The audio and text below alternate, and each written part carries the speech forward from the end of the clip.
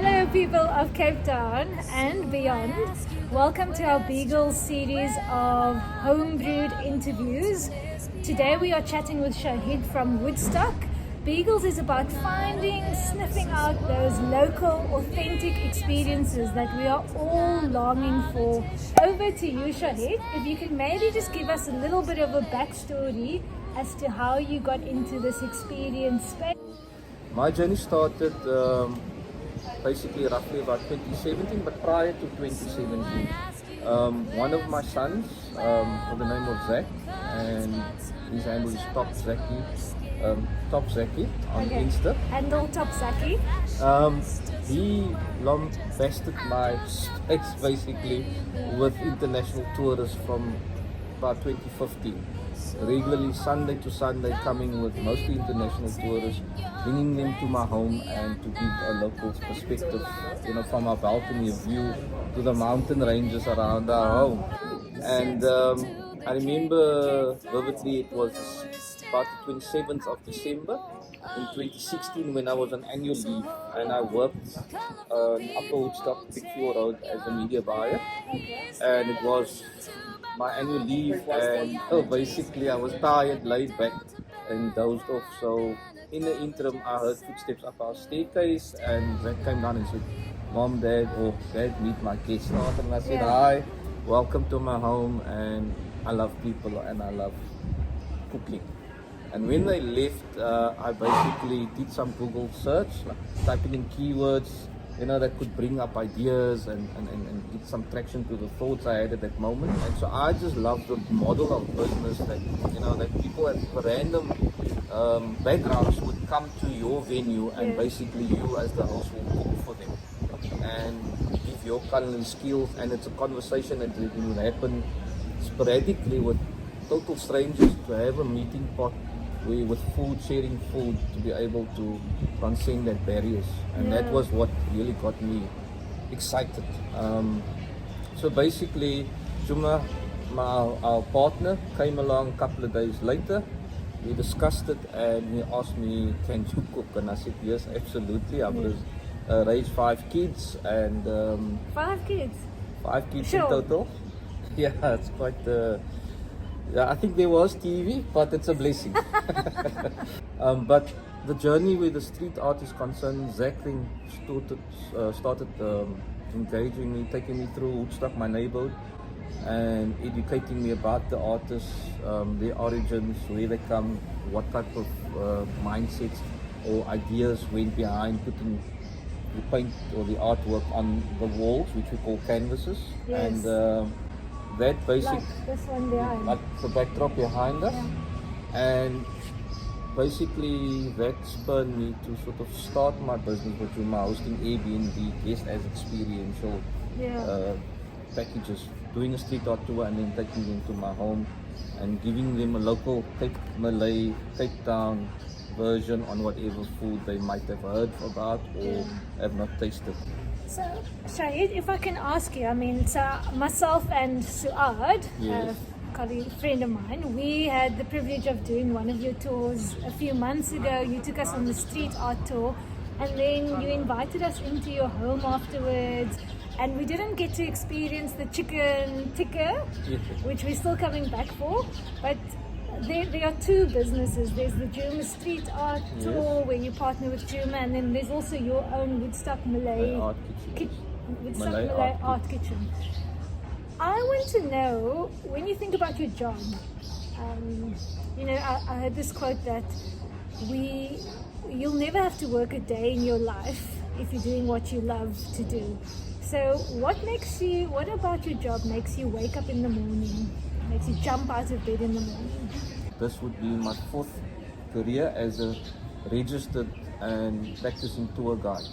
So recently, with our civil unrest that we had in the north, in Natal, as well as Johannesburg, 2 days prior to the 19th of August, I was briefed early morning by my partner Juma saying, "Listen, we've got 26 people from the SPAR group as a corporate, and they're all coming from the north, and their businesses are being rebuilt after being looted.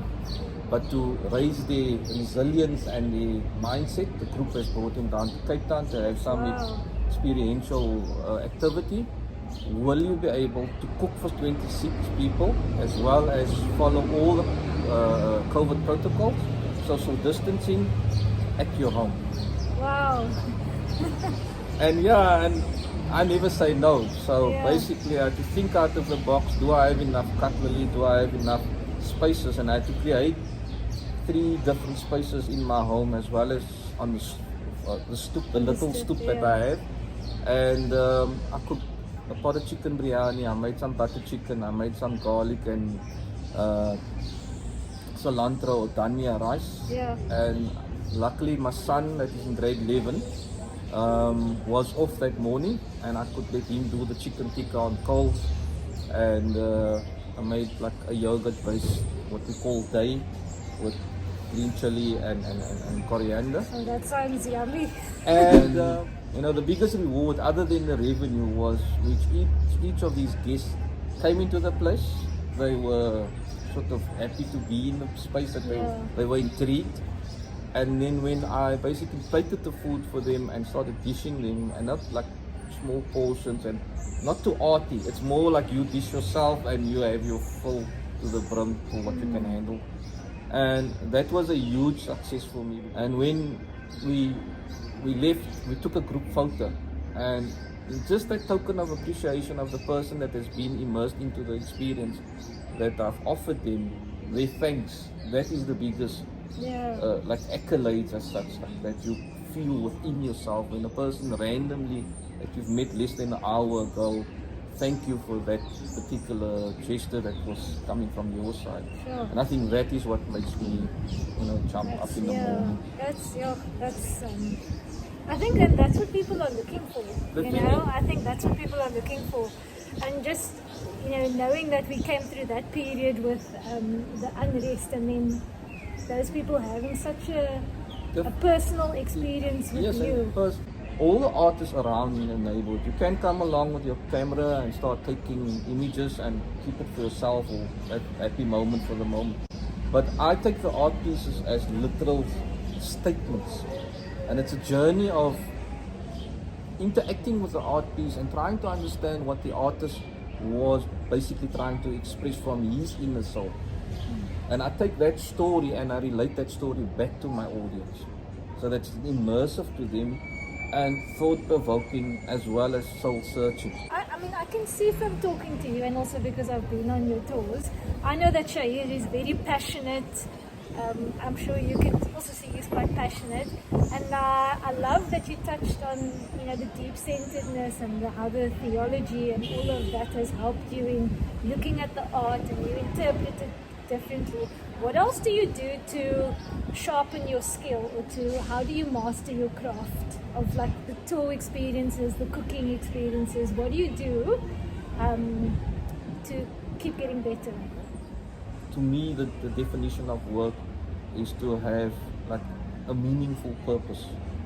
And work in itself means an exchange of your expertise as well as the time that has been gifted to you in exchange for money. So this job that I'm offering to the clients is from my personal enrichment daily when I get a brief or a date to do a tour, is the fact that my day is not scripted. Yeah.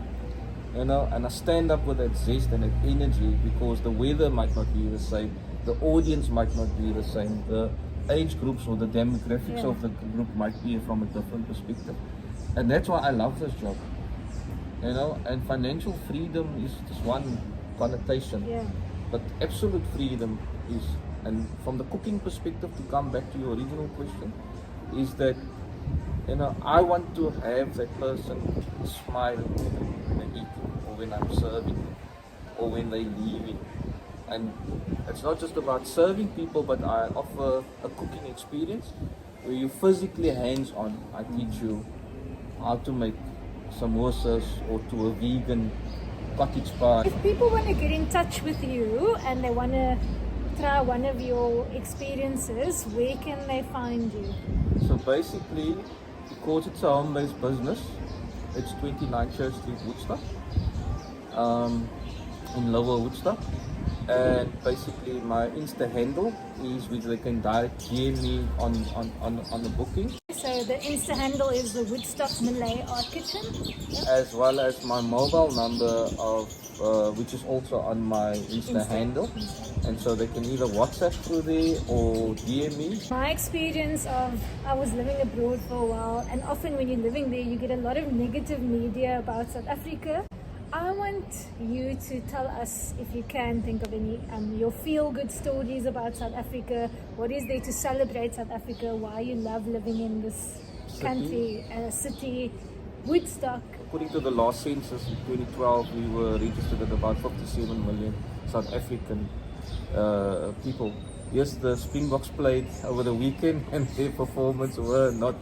But I remember a memory jog just recently, I think it was, yeah, I'm not sure when we won the All Blacks and the Rugby World Cup, the last Rugby World Cup. And it was people, Zimbabweans, people that came as refugees, people, local community, and we had a big screen in the neighborhood and, you know, fun fair and jumping castle.